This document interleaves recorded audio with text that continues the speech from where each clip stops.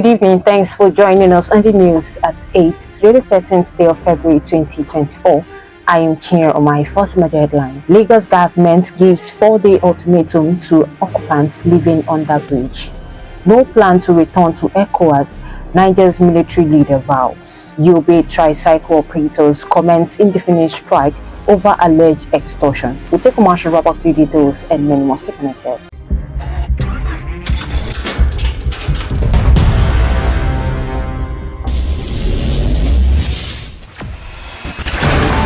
Experience the smooth and strong feeling that consistently surpasses expectation. Leading the way in high-performance lubricants, Master Supermoto Oil is as durable as titanium. Welcome back. Now the details. The Deputy Speaker of the House of Representatives, Right Honorable Benjamin Okezi-Kalu, on Monday stated that insecurity, inadequate infrastructure, and lack of skilled labor have continued to act as bottlenecks hampering the growth of Nigeria's mining sector. Kalu made the assertion while delivering his address at a public policy dialogue on Nigeria's minerals and mining legislation in Abuja. Udora Orizu, Special Assistant on Press Affairs to the Deputy Speaker, said in a statement on Monday. He said that the nation's vast mineral resources have remained largely untapped and undeservedly overshadowed by our too much reliance on oil. A chieftain of the People's Democratic Party (PDP) in Delta State, Chief Sonny Onusoke, has countered the claim by the General Overseer of the Redeemed Christian Church of God (RCCG), Pastor Enoch Adeboye, that Nigeria's problems are spiritual. Reacting to the cleric's claim, Onusoke stressed that prayers can't solve economic hardship in the country. Onusoke made the assertion in a chat with Daily Post correspondents in Warri, Delta State. The Lagos State government has given a 4-day ultimatum to illegal occupants to vacate Obalende Bridge, Apongbong Bridge, Ijora Bridge, National Stadium, and illegal motor parks. In a joint statement issued by the State Commissioner for Transportation, Sheun Osieni, the Special Advisor to the Governor on Transportation, Sola Giwa, and Special Advisor to the Governor on Environment, Olakunle Rotimi, it warned that all shanties, dwellers, traders, squatters, and abandoned vehicles presently under the Obalende Bridge must vacate the area by Thursday afternoon, as enforcement would commence in the early hours of Friday. A suspected rapist and 3 others were on Monday paraded by the Nigeria Security and Civil Defense Corps (NSCDC) over alleged crimes in Benue State. Yakubu Ibrahim, the state commandant of NSCDC, who paraded the 4 suspects at the command's headquarters in Makurdi, assured that under his watch there would be no hiding place for outlaws.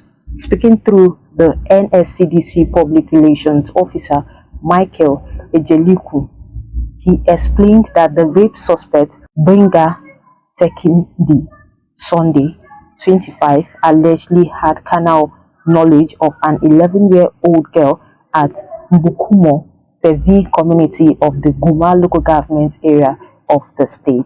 The head of military junta in Niger Republic, General Abdulrahman Tichani, has vowed that none of the 3 Sahel countries would rejoin the Regional Bloc Economic Community of West African States (ECOWAS). General Tichani made the vow in an interview he granted to RTN News Channel in capital Niamey on Monday. The military regimes in Burkina Faso, Mali, and Niger on January 28 announced their immediate withdrawal from the West African Bloc (ECOWAS). Justice Umaru Fadao of the Borno State High Court, sitting in Maiduguri on Monday, February 12, 2024, convicted and sentenced Aisha Wakil, otherwise known as Mama Boko Haram, Tahiru Daura, and Lawal Soyade to 10 years imprisonment. This was disclosed in a statement by the head of media and publicity of the Economic and Financial Crimes Commission, Dele Oyewale, late on Monday night.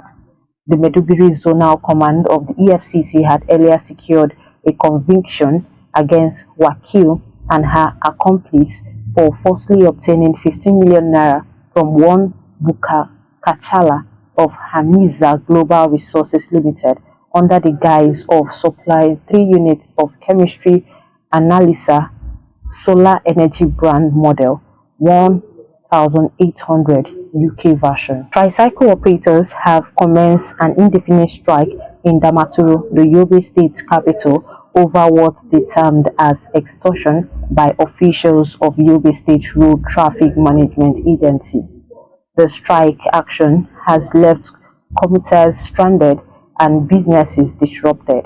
Chairman of Tricycle Riders Association, Damaturu branch, Mohammed Inusa, who confirmed the development, said members of the association embarked on the strike action unilaterally without the association's green light. Ohanaeze Ndigbo has called on President Ahmed Bola Tinubu to probe the government of the former president of Nigeria, General Muhammadu Buhari, to save the country from its current hardship. According to Ohanaeze, there is a need to investigate the reckless external borrowing of the Buhari government, which failed to translate into visible and tangible projects during his regime. Ohanaeze Ndigbo disclosed this in a statement signed by its Secretary General Mazi Okechukwu Isiguzoro on Tuesday. Liberia's new defense minister on Monday resigned from his post just 10 days after being appointed following a protest by soldiers' wives, the presidency said. The resignation marks the first political crisis facing Liberia's new president, Joseph Boakai, since his inauguration at the end of January. Boakai has received and accepted a letter of resignation from the recently confirmed Minister of National Defense, Mr. Prince C. Johnson, the presidency said in a statement. The president swiftly announced a provisional replacement, naming General Geraldine Janet George to the key posts. The federal government has said all affected federal workers in about 90 ministries, departments and agencies have received their January salaries. Top officials at the head of civil service of the Federation and selected MDAs told Daily Trust that they have interacted with colleagues and their subordinates who all confirmed that they received their salaries. They pleaded not to be named since they were not formally authorized to speak on the matter. While on sports, former Nigerian international Peter Said Ida has called for the sack of Super Eagles coach Jose Peseiro despite leading the team to the final of the 2023 Africa Cup of Nations. Recall that Nigeria lost 2-1 to Ivory Coast in the final on Sunday. The ex-international questioned the Gaffer's defensive approach to games, which he said is new to the country. President Bola Tinubu on Tuesday rewarded the Super Eagles of Nigeria with a national award, Member of the Order of the Niger, MON, flats in the Federal Capital Territory (FCT), and piece of land. President Tinubu made the pronouncement when he received the players and officials of the Nigeria Football Federation (NFF) at the Council Chamber, Presidential Villa, Abuja. The delegation is led by the Minister of Sports Development, Senator John Owan Eno. And that sports news brings us to the end of the news at 8. Before we go, a recap of our major headlines. Lagos government gives 4-day ultimatum to occupants living under bridge. No plan to return to ECOWAS, Nigeria's military leader vows. Yobe tricycle operators commence indefinite strike over alleged extortion. For these and many more, log on to our website at www.abntv.com.ng. You can also follow us on any of our social media platforms to your screen. Have a lovely night, rest. I am Chinyo Umai.